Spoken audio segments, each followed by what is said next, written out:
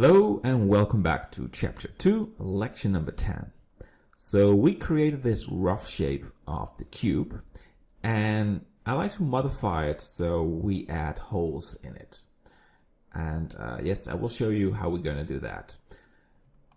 The solution that works out the best for me is by extruding some of the faces and pushing them down in the cube.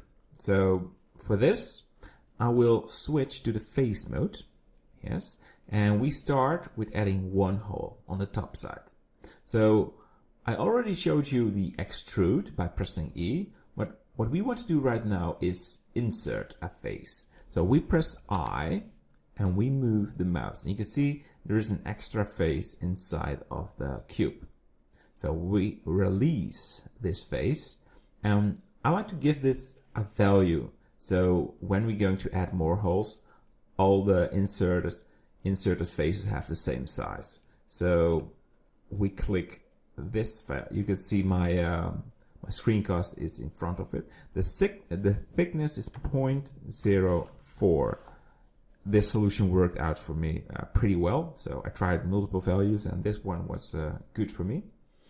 And I like to continue with adding all the holes on each side. So let's say we do one more together, and then you can continue this by yourself. So let's try the 6. 1, 2, 3, 4. I will make an insert for these 4, and then after that one I will select these, or else it will interfere. So I press I and I go through this thickness 0.04, then I select these I and 0.04. Okay, so now you can do this on each side. So I will pause the video and you can do this yourself. So you can make this tree, scale it 0.04 and so on. So I will pause it and see you back in a second. All right, so I added all the inserted faces in the cube, and I like to go to the next step, and that is pushing them inwards in the cube. So that will go a little different than inserting face. So we start with the top. That's the best. We press right mouse button. You can see insert face, and now I like to poke face. We click it, and because I already worked on this cube, it has the value of -0.2. If you have a different value, make this -0.02, because that one works the best.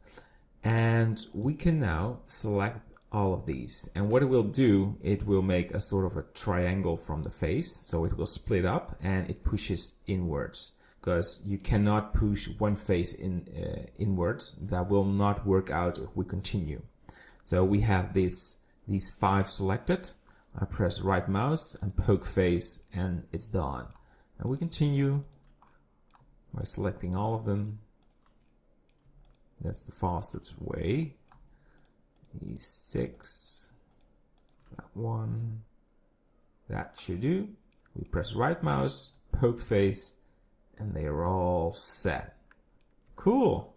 So it looks a little like a dice, but it's still very rough. And if you imagine a real dice, that will look way smoother. So there is a way in Blender to do this very easily, and that is by using a modifier. And I mentioned modifiers in an earlier lecture, and now we're going to use one. So we go to this wrench and add modifier, and there are a lot of them, and we will use the boolean a lot in the course. We will use the displacement, the subdivision surface, the mirror, but right now, to smooth out the cube, I like to start with subdivision surface. All right, as you can see, this dice immediately transforms in a good-looking cube. So we smooth out it a little, and we increase the amount of subdivision. So 1, 2, 3. And as you can see, it looks super smooth and exactly how I want to see this dice. So with just a couple of simple steps, you can create such results. So in the following lecture, I like to add material. So we're going to add a color on the main dice and a different color on the holes. So that will be pretty cool. I hope you enjoyed this lecture and see you in the next one. Bye bye.